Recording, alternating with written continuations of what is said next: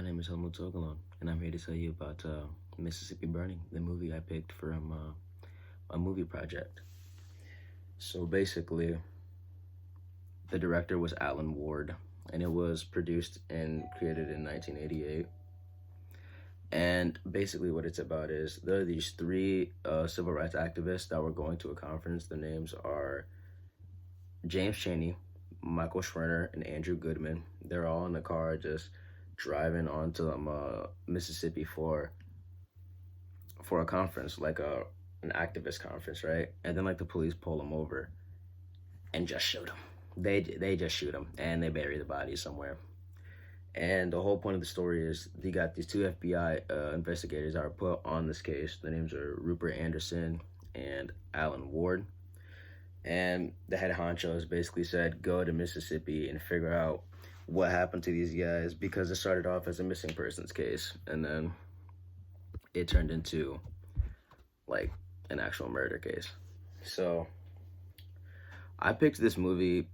Honestly, I just picked this movie because like I didn't know what else to pick. Like everything else on the list was just like, eh.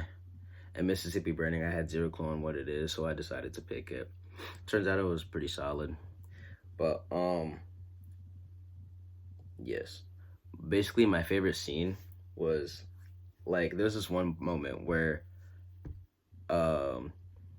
Alan and Rupert were like at odds, like actually. And this is when like Alan asserted actual dominance, because Alan's the younger guy, but he's actually the top dog.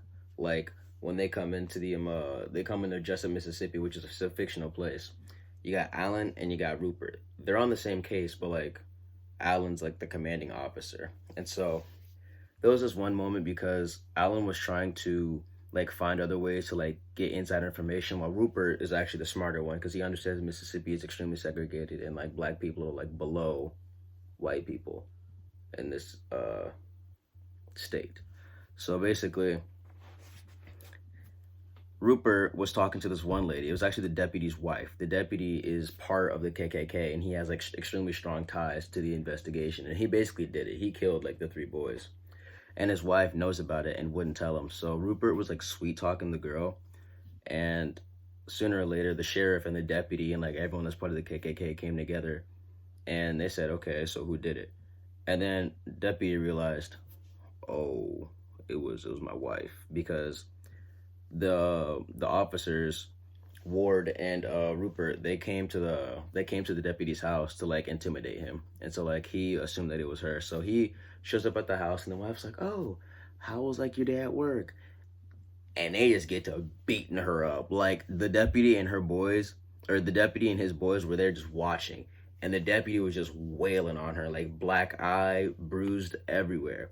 So she winds up at the hospital, and the main character, the protagonist, go up there and figure that out. And Rupert actually kind of likes the girl, and like the feelings were mutual, so like he was kind of mad. And as he was going out to kill the deputy, Ward literally dropped him onto the ground and pulled a gun. He said, if you go out, I'm shooting you. And then Rupert was like, do it if you're bad. And Rupert just, or not Rupert, but Alan just stood there holding the gun. He was like, you're lucky you're on this case with me. And as he walked inside, he asked like the typewriter or some like random like bystander, he's like, would you have really shot me? And like the dude sat there and looked at him and said, yeah, he would have blew your stuff back. It would have been game over for you. But that's my favorite scene. My worst, like the most hated scene that I saw, like it like I got like jitters, like creeps alongside. Like I got creeped out.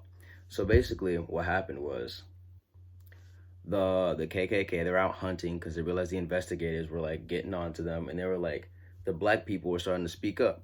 They were starting to tell their sides of the story and what they see and stuff. So what happened is that the white boys were out hunting for some black people basically, and one black guy, like he wasn't anyone important. He was just a character in the story that we saw. Like he went to church, and like Rupert and Alan talked to him a lot, but he got tired of like living in fear. So what he did was he heard the white boys coming. He told his son to take his wife and his daughter and just run. And so the son and them were gone. And he should have said, I'm tired of this. Grabbed his shotgun, because like they were burning his barn. He grabbed his shotgun and was looking for the white boys. White boys find him, smack him on the head with their gun, tie him up, and then they hang him, and there was like this weird like iconic scene where like there was a dude just hanging while like there was a burning fire in the back, and that like sent shivers down my spine. I was creeped out because like this actually happened is why it was so like that's why it struck a chord deep within me, because like knowing that people were actually segregated in this type of manner was like insane. Like it wasn't really necessarily fair that it happened, but like it did. So like maybe the fact is like I don't really know, but it hurt to look at, because like I was just really disappointed with how like this country like actually accepted that kind of lifestyle. But it was just a movie that was actually pretty accurate in terms of historical accuracy. So what actually got to me the most was that 3 days after the three boys were killed, the car was found, like an actual real time, like this is the actual facts, FBI type information. And in the story, or in the movie, it was the exact same time. It was also 3 days. And furthermore, the names of the investigations were also the same. And the people look like they can play the roles. Like from what I saw, excuse me, like the people that I saw play those roles, like embody those roles well. Like Alan Ward was like this like skinny guy with glasses, but like he wanted to prove that he was a commanding officer. So like when you think of someone with glasses, skinny, you think of like, oh, it's just some skinny guy. Like no, he came in with something to prove, and like the actor that played him did that role like well. And Rupert Anderson, who was older than Alan, was kind of like the more laid back but um understood like the rules of the town and whatnot of Jessup County. So you see this when Alan Alan and Rupert walk into this is when they first got here. They walk into a bar, right? And it's clearly segregated. There's black people on one side and there's white people on the other. And they were in the white seats. And so he decides to go and sit with the black people after Rupert told him, like, don't do that. You will cause problems. And then Alan, the wide-eyed commanding officer trying to make a point, goes over and sits by the black guy. And then 2 days later, that black guy is dead because he talked to them. He talked to the police officers. So that was tough. But just like a random fun fact, while I was watching, my parents kind of sat down. They watched it with me too. And they didn't really know much. They don't really know much about like American history and whatnot. So they were shocked. They were like, racism? I was like, yeah, that is a thing. That was just like a little fun fact from what I understand, or from what happened. And if I were to offer this movie to anyone else, I don't know. It depends on what kind of person you are.